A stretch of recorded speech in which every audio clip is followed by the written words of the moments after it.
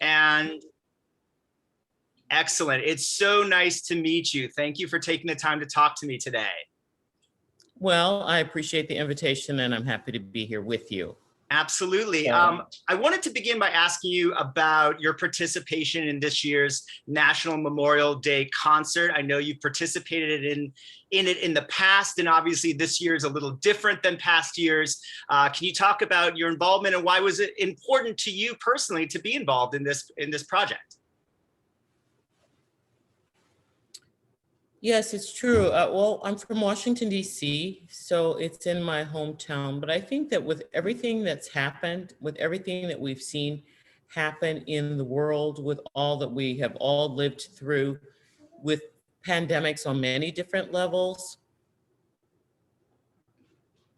it was incredibly poignant this year for me to sing that piece, the American anthem, to really feel like I'm looking, I saw your dog in the background. I know he's wandering around. I tried to put him in the cage, but he wants to wander. You want to have anything to do with it.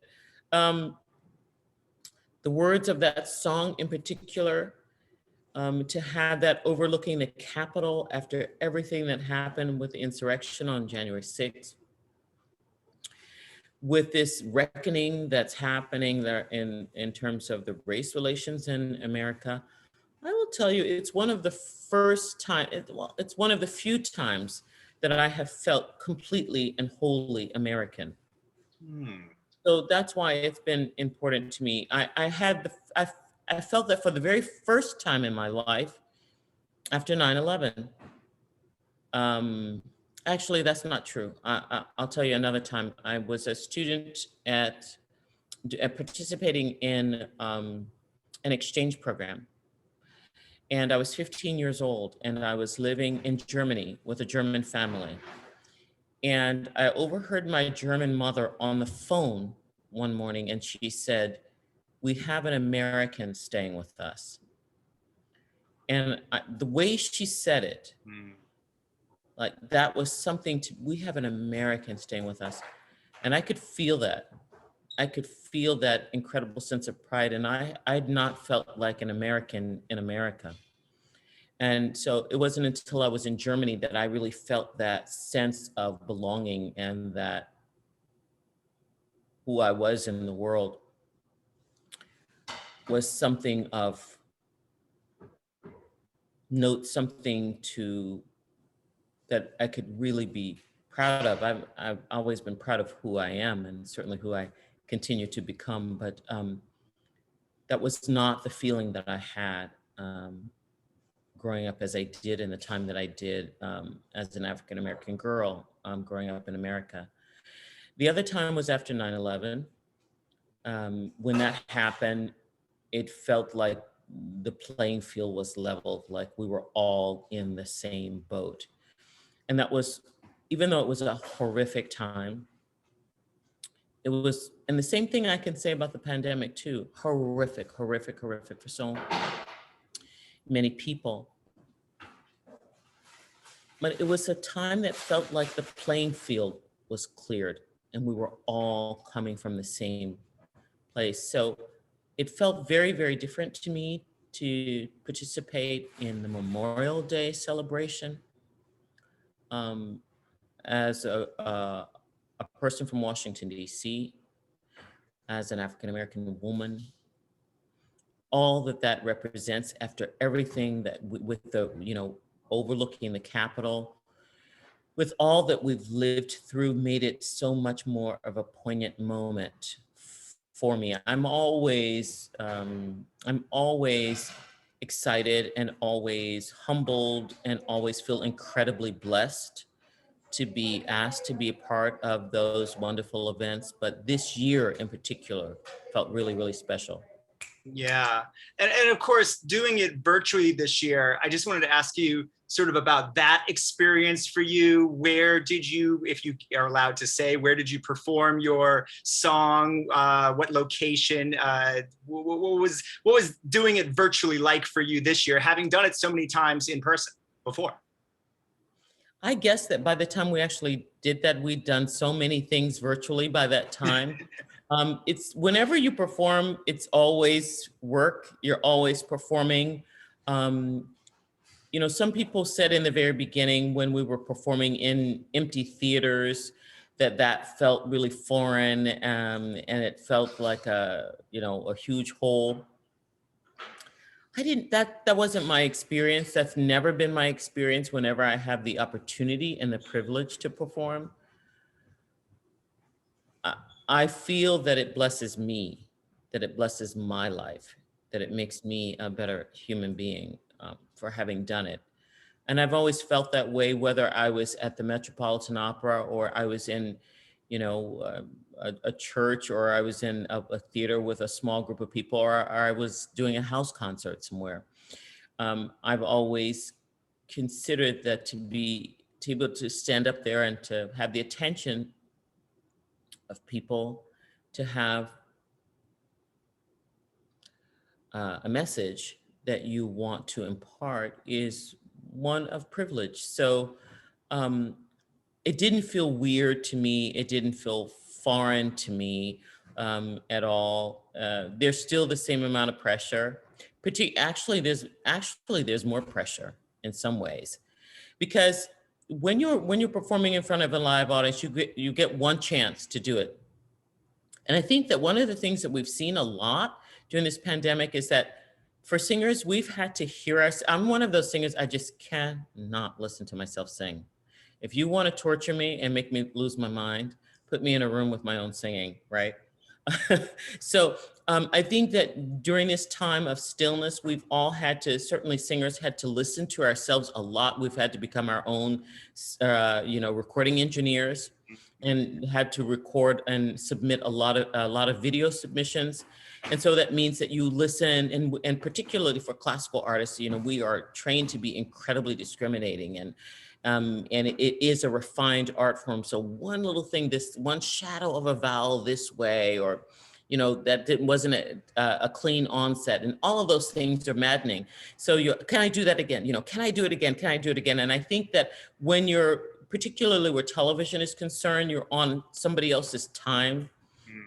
You have a very, very different schedule. So sometimes I'd say, oh my gosh, I want to do that again. And I was definitely aware that there were a lot of people standing around and there was somebody else after me. And so I didn't have that kind of a luxury. So if there were, I think I did maybe 2 passes at it. And then you kick yourself for the rest of the time. Oh, I should have done this, or I should have done that, or that could have done this better. I could. So for me, it's still always, it's always a heated moment. Um, and that's what practicing is all about. You'd have to do that work in the practice room or in, the studio, so that when you get out there and do it, I liken it to those ice skaters. They've got one time to do that, triple axel, double toe loop thing. You get one turn. You can't, when you're performing, you can't say to stop the orchestra and say, can we do that over again? You've got one time to do it. So for me, there's always that pressure. And just like every performer, everybody wants to do their best. Like everybody wants to bring the best that they have to that moment. Sometimes you're able to do that. Sometimes you're not able to do that, right? But I always say to just sing it with your heart, with as much purity and authenticity as possible. And while the audience may not be listening to all those little things that we listen to, people can tell what the truth feels like.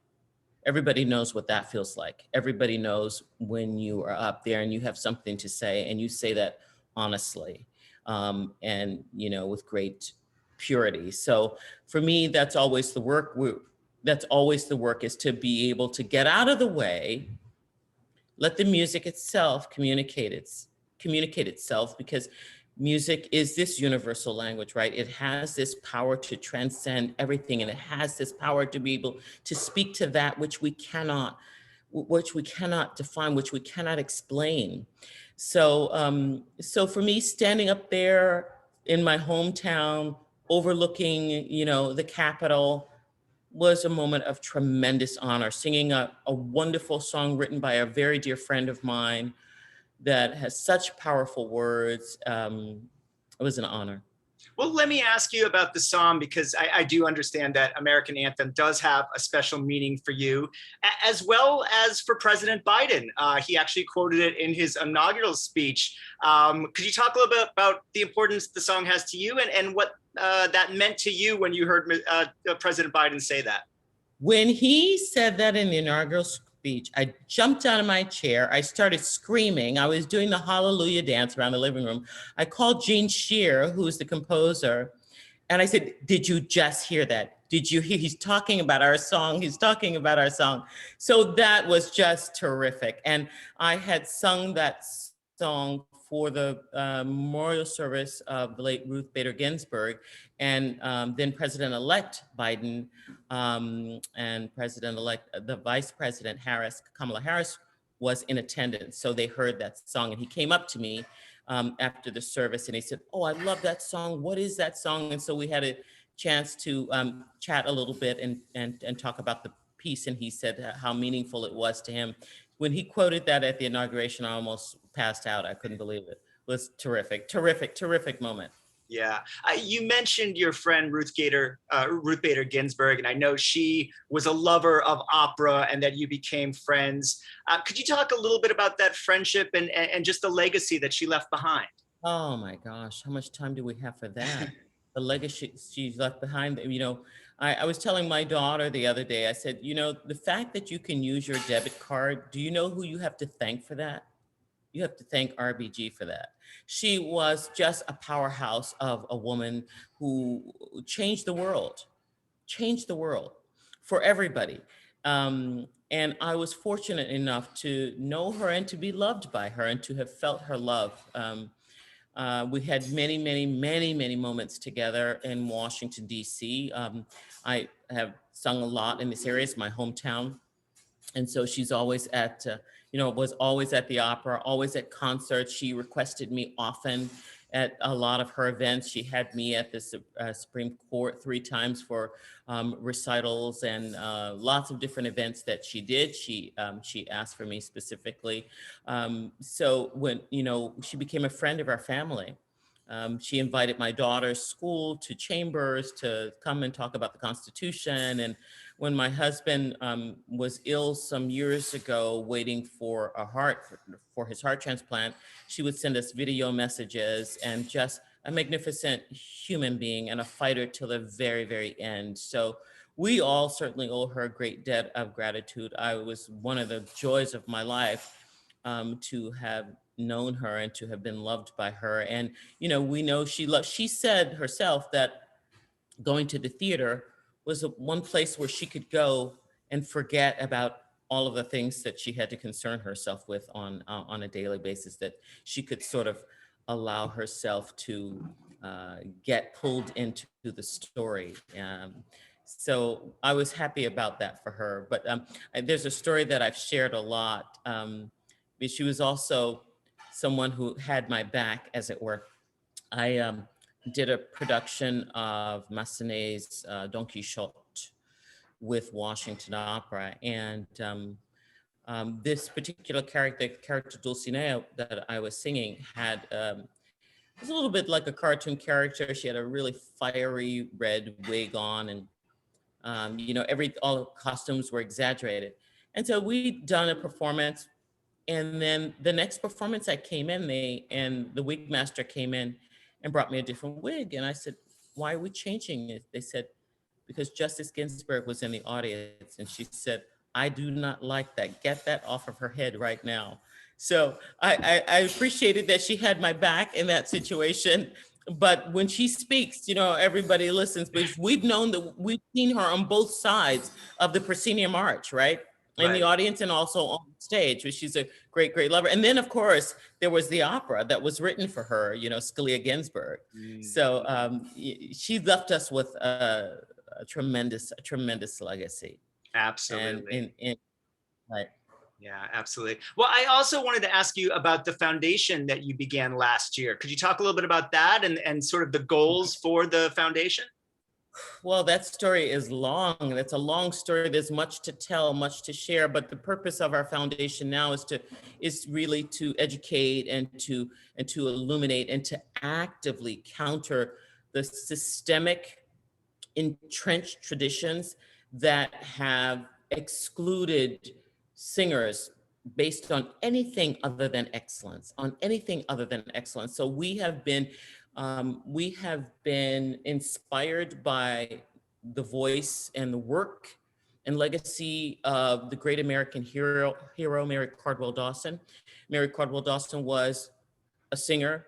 Well, she went to school to become an opera singer and a pianist. She went to New England Conservatory, which was my alma mater. She graduated in 1925. She set out to make a name for herself.